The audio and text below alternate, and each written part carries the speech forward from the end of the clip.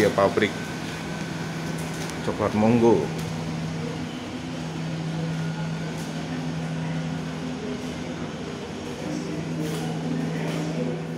Coklat Monggo ini ada di Jogja, namun pemiliknya yang membuat ini bukan orang Jogja, bukan juga orang Indonesia, tapi orang.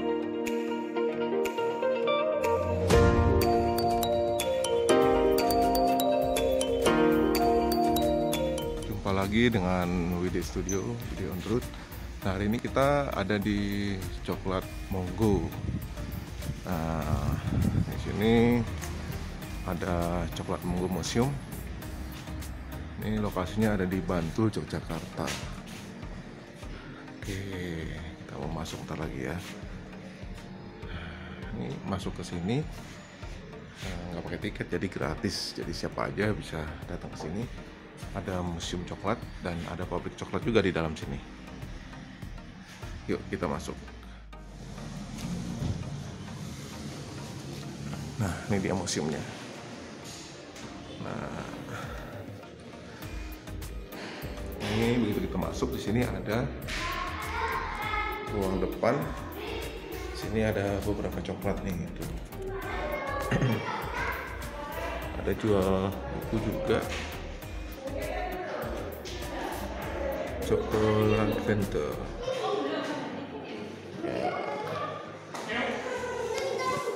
Nah, itu tutup ya. Itu orang lain pakai ini. Kita masuk sini. Itu yang punya itu. Nah, masuk ke dalam sini nih ada kereta coklat. Tuh.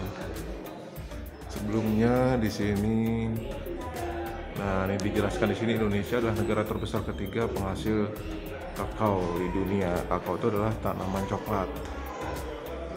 Sekitar 95% produksi kakao dunia dihasilkan dari petani kecil. Dan sekitar 40 juta orang bermata pencaharian dari budidaya kakao. Nah, ini produsen kakao dunia tahun 2014 disebutkan di sini yang terbesar adalah Pantai Gading 40%. Lalu di sini ada Ghana, lalu Indonesia, Nigeria dan Ekuador, dan sisanya adalah negara lain. Nah, penyebaran produksi kakao di Indonesia nih ada di berbagai daerah nih. Tuh, mulai dari Sumatera, Jawa, Nusa Tenggara termasuk Bali di sana. Lalu ada Kalimantan,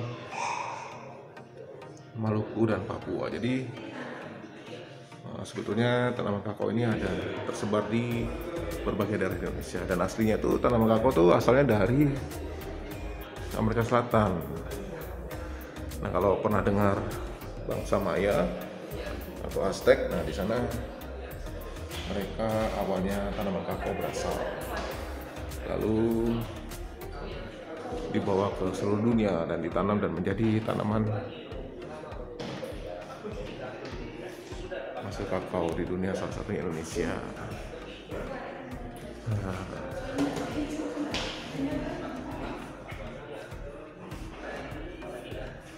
Nah, di sini kita bisa lihat ada sedikit sejarah bagaimana coklat itu menguasai Eropa. Nah, di sini tahun 1502 orang Eropa pertama yang menemukan kakao adalah Christopher Columbus. Nah, mereka bersama dengan temuan harta lainnya, biji kakao hampir tidak diperhitungkan awalnya. Lalu di sini tahun 1528 pejuang Spanyol Hernando Cortés menaklukkan suku Aztec. Dia sangat sadar atas nilai tinggi dari kakao, dan ketika dia kembali ke Spanyol tahun 1528, kapal layarnya dipenuhi dengan biji kakao. 1615 tidak ada coklat, tidak ada pernikahan. Wow. Untuk beberapa abad, kakao merupakan suatu rahasia yang dijaga ketat oleh kaum elit Spanyol. Namun ketika putri dari Raja Spanyol Philip III menikah dengan Raja Prancis, dia merasa harus membawa coklat ke pernikahannya. Dengan cepat popularitas coklat menyebar ke wilayah Eropa lainnya.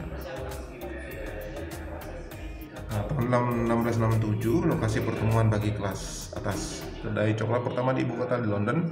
Minuman yang dibutuhkan untuk kaum kaya raya karena biaya masuk yang tinggi atas biji coklat. Namun ketika harga turun, perkembangan tempat-tempat yang sama meningkat, bahkan menggantikan kafe, kedai teh dan pub. Nah, lalu di sini Chocolatier muncul di Prancis pada abad ke-17 ketika tradisi minum coklat yang berasal dari Spanyol menyebar di Prancis. Seperti halnya pembuat kopi, chocolatier berkutat di kompor kecil untuk memanaskan adonan coklat. Hanya dengan kalangan berada yang tergila-gila dengan coklat karena kakao dan bahan-bahan campurannya, kayu manis, gula, dan vanila harganya sangat mahal. Lalu nih saat orang Spanyol menyesuaikan rasa dengan kebiasaan orang lokal dengan menambahkan gula, tebu, dan kayu manis sehingga coklat dengan cepat membangun reputasinya minuman yang lezat dan istimewa dan menjadi lebih manis pada saat itu.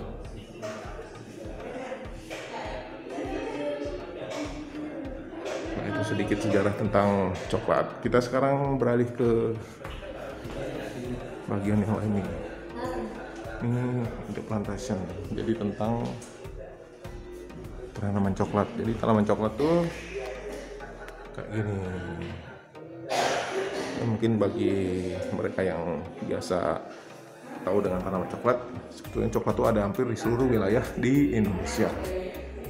Tuh, dalam setahun pohon kakao menghasilkan hampir 100.000 bunga, tapi hanya 0,2% yang dapat menjadi buah. Ini pohon coklat nih, tuh. Dan ini kakao yang udah kering. Kilogram untuk sekali fermentasi. Kemudian total dilapisi. Nah, sebelum diolah tuh biji kakao tuh difermentasi, lalu dijemur dan nantinya akan bisa diolah menjadi coklat.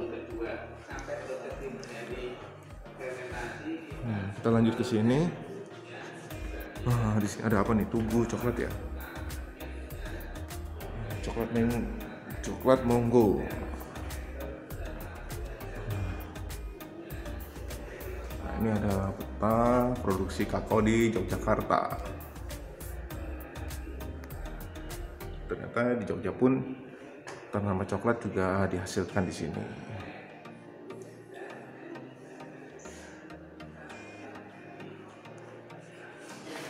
Kakao dari Yogyakarta. Tahukah kamu bahwa kakao juga dibudidayakan dan dihasilkan di Yogyakarta, tepatnya di daerah istimewa Yogyakarta. Tidak hanya mencakup kotanya, tapi juga wilayah sekitarnya seperti Sleman, Bantul, Gunung Kidul, dan Kulon Progo. Yang diperkirakan 1.100 ton kakao diproduksi di Yogyakarta sejak tahun 2015 hingga 2017. Kebanyakan aktivitas pertanian kakao di pinggiran area Yogyakarta merupakan usaha sampingan karena mayoritas petani mencari penghasilan dengan menanam padi.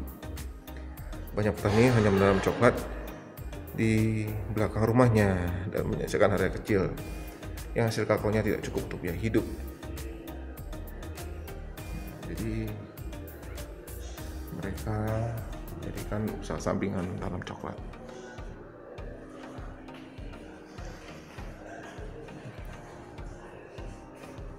Nah, ini dia nih.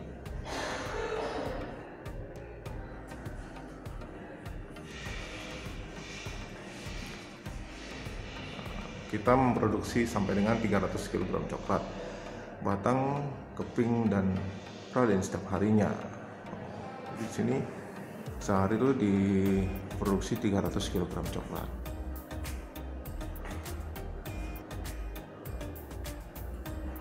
Nah, ini ada komposisi 3 jenis coklat. Ini coklat putih itu 33%. Isinya tuh mentega kakao, lalu gula dan susu bubuk.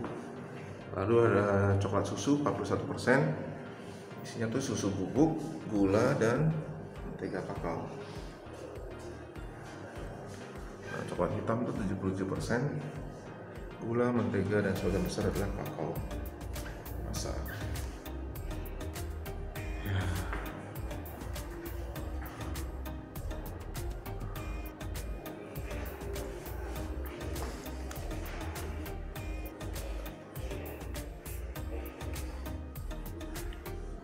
Pralin adalah coklat dengan isian pertama kali diperkenalkan di Belgia pada tahun 1912 dan sampai saat ini merupakan varian coklat dengan kelezatan paling unggul.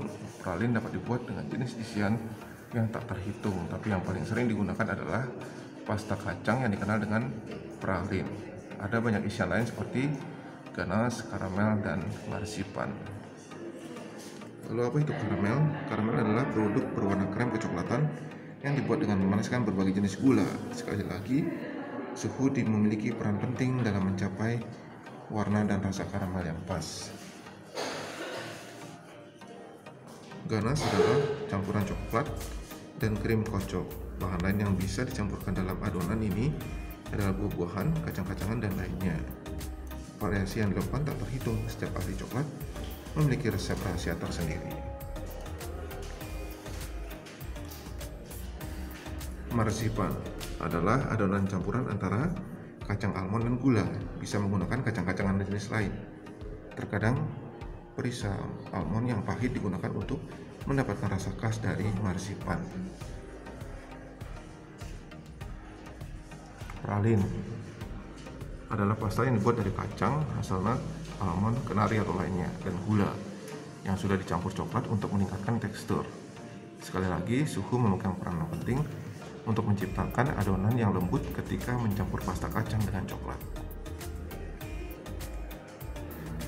Coklat truffle dibuat dengan melapisi coklat ganas dengan lapisan coklat dan bubuk kakao atau kacang panggang yang dihaluskan, biasanya hazelnut, almond atau kelapa. Pada umumnya dibentuk lonjong atau bulat. Ini kasih lagi. Nah, ini beberapa coklat dalam kemasan coklat Mongo.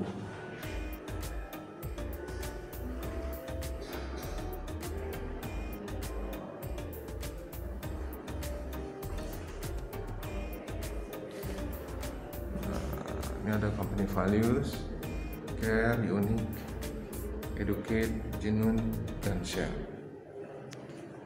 Care.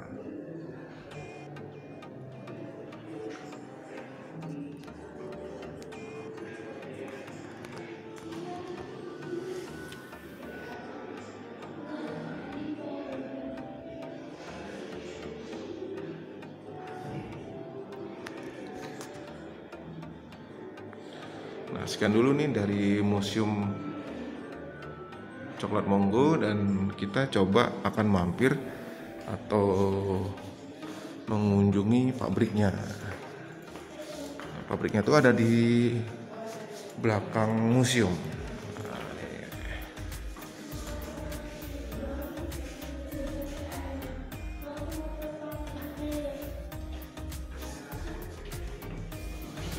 Nah, kita boleh mengunjungi pabriknya nih, ada di belakang museum nih pabriknya.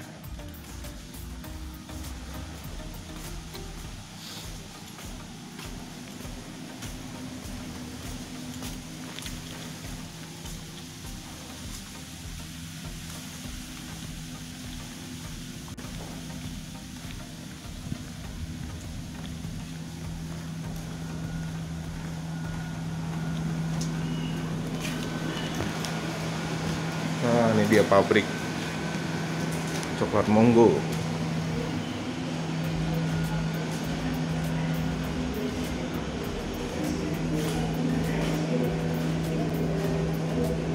ini juga masukannya lagi pada istirahat ya.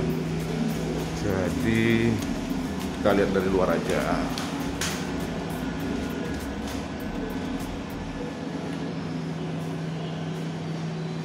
Tuh, nih pabrik coklatnya ada di dalam sana. Nah, perlu diketahui nih, Coklat Mongo ini ada di Jogja, namun pemiliknya yang membuat ini bukan orang Jogja, bukan juga orang Indonesia, tapi orang dari Eropa. Itu orang dari Belgia. Nah, coba kita cari tahu ya.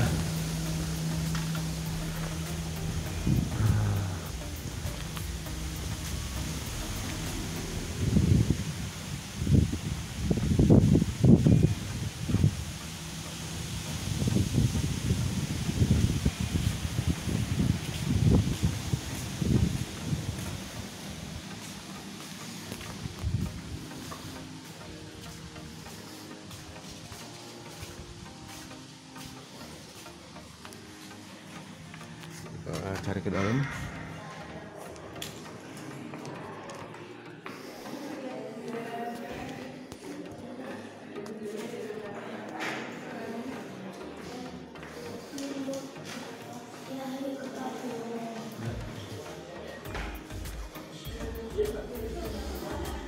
liter.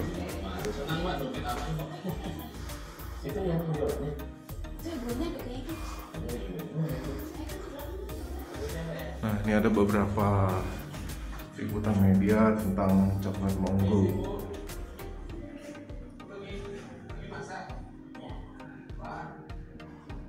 Nah, ini dia. Nah, kita baca dikit nih. Ini di sini ada ceritanya nih. Jadi coklat Monggo ini tuh betul kan, cita rasa Belgia di Yogyakarta. Jadi yang bikin ini orang Belgia. Nah, di sini nih. Ya, nama coklat Monggo sebentar. Nah, nama coklat Monggo memang sengaja dipilih untuk menggambarkan keunikan budaya Jawa, terutama Yogyakarta.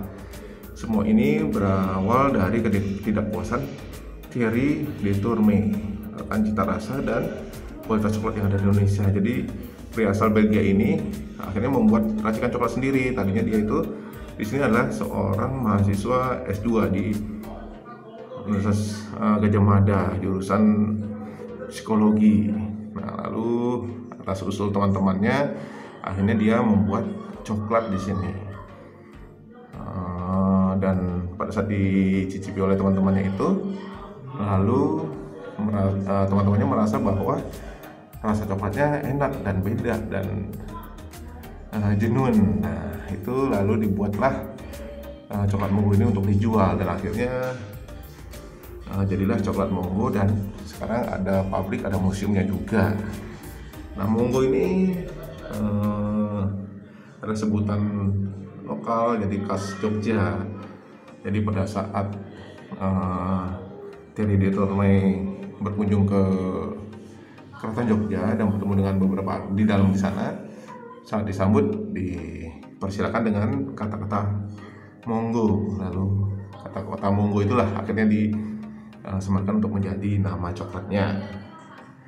Nah, jadi itulah sedikit cerita dari coklat Monggo yang ada di Jogja. Nah, buat siapa aja yang kebetulan ada di Jogja, ya jangan ragu untuk datang ke sini. Nih orangnya nih, Thierry de Tourme. Datang ke sini, mampir ke museum sekaligus pabrik coklat Monggo. Ini lokasinya ada di Bantul di Yogyakarta. Oke, sekian dulu perjalanan kita bersama Wide on the Road dan Wide Studio, dan mudah-mudahan kunjungan kita di museum sekaligus pabrik coklat Monggo bermanfaat bagi kita semua. Dan jangan lupa untuk like, share, dan subscribe channel Wide Studio. Terima kasih dan sampai jumpa di perjalanan yang lain.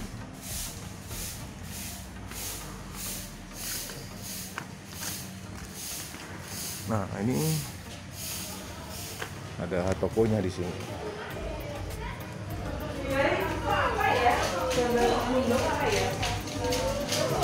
Tuh, ini toko coklat Monggo.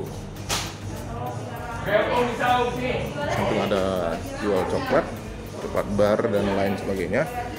Di sini juga ada jual jam atau selai. Strawberry, ada mango, pineapple, passion fruit, guava. Waduh, banyak. Ada banana juga. Ada raspberry, strawberry, rosella, pineapple, lime, ginger, dan lain sebagainya. Ini coklat Monggo bayi, macam-macam nih ada di sini.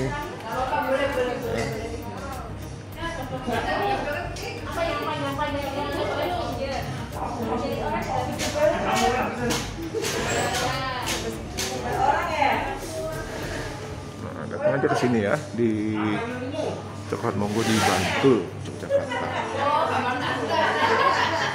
Sekian dulu, sampai jumpa dan terima kasih.